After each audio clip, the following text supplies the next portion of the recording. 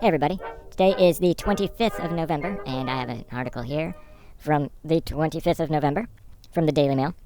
Revealed Biden ordered Trudeau to end freedom convoy over fears U.S. car plants would close within hours, before the Canadian Prime Minister invoked emergency powers to quash it.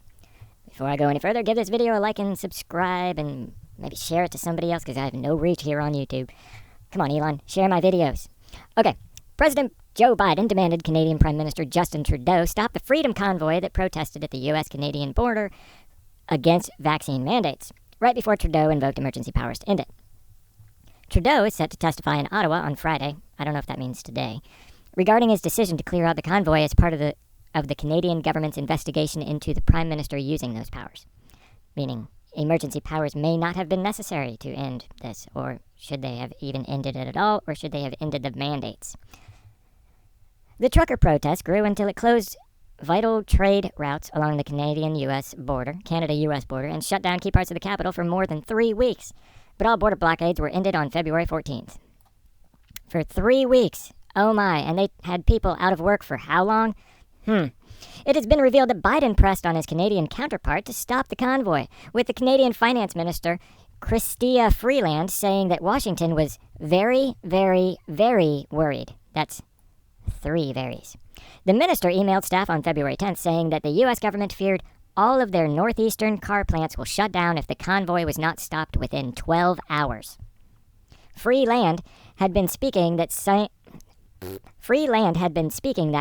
to Biden's top economic advisor, Brian Deese, who was himself worried about the blockades and said they could cost around $2.9 billion in trade.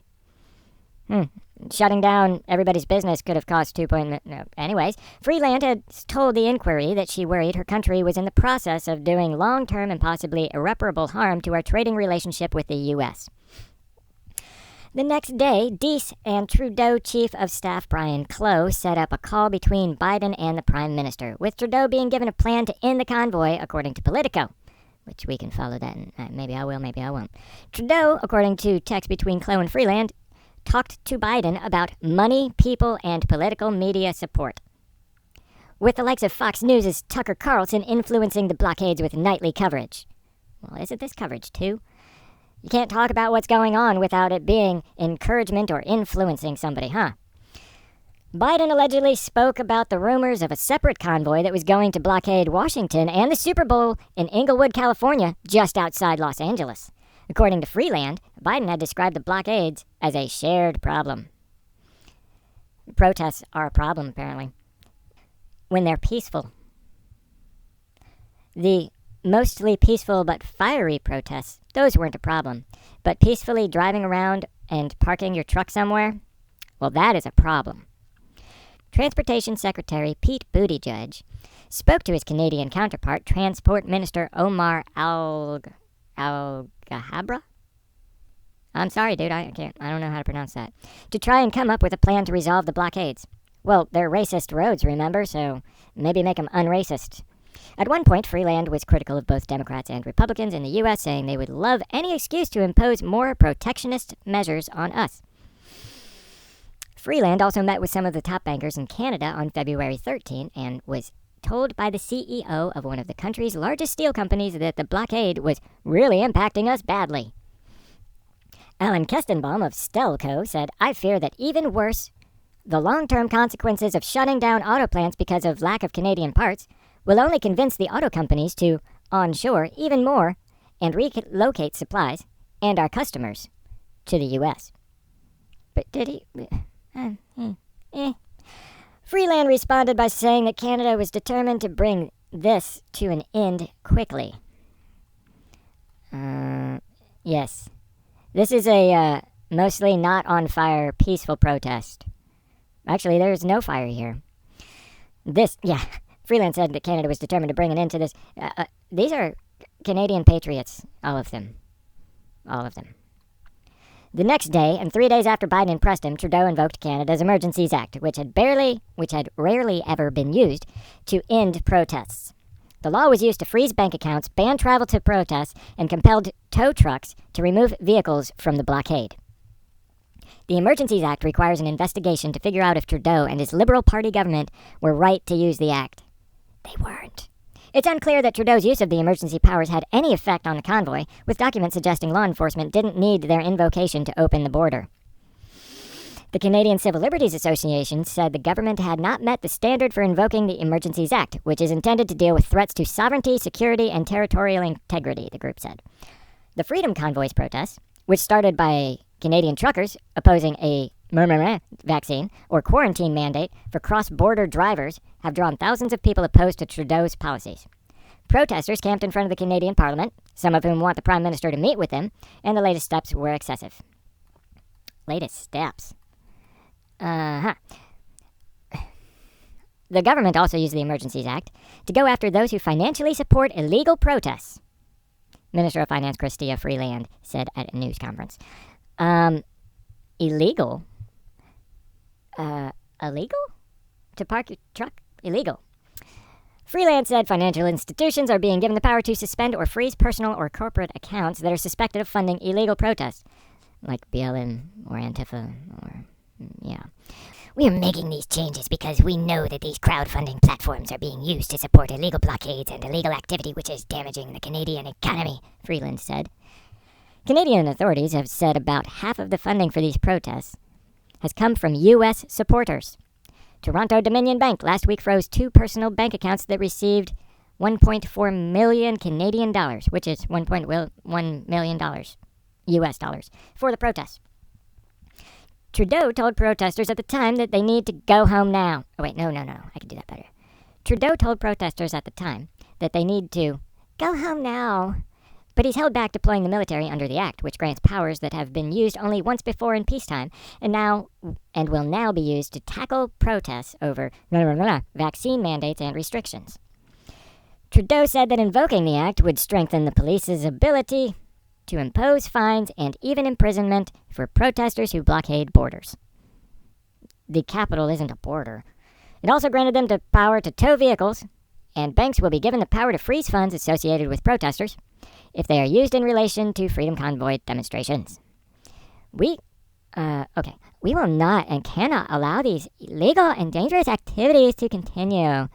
There are other ways to express yourself without engaging in illegal and dangerous activities, he said. We are not using Emergencies Act to call in the military. We are not limiting freedom of speech, freedom of assembly, and people's right to protest freely. Are you sure about that? All of these were limited under the mandates and everything. So, outright lie? The provincial premiers of Alberta, Manitoba, Quebec, and Saskatchewan spoke out, opposing Trudeau's extraordinary plan. Protesters kicked off the Ambassador Bridge blockade were upset by the move, they told DailyMail.com. Oh, his voice hoarse. Let me do that. It's a little upsetting because we did not work really hard to secure Huron Church, one protester, Tristan Edmond, 22, said, his voice hoarse. It's pretty sad how the government can shut down the economy for 2 years and small businesses completely lose their livelihoods. But the second we start affecting the government and big businesses and big corporations is when they put their foot down and when they start having issues. It's freezing out here, but we got to deal with it if we want change. This is not over. This will not be over till we get our rights and our freedom back here, the Windsor local added. It was a little bit too hoarse for my throat. In Ontario, which saw the fiercest protests, both in Ottawa and the Ambassador Bridge in Windsor, Premier Doug Ford said he was in favor of using the Emergencies Act. I support the federal government in any proposal that they have to bring law and order back to our province, to make sure we stabilize our business and trade around the world, he said before meeting with Trudeau on Monday. I just assume his voice sounds like that.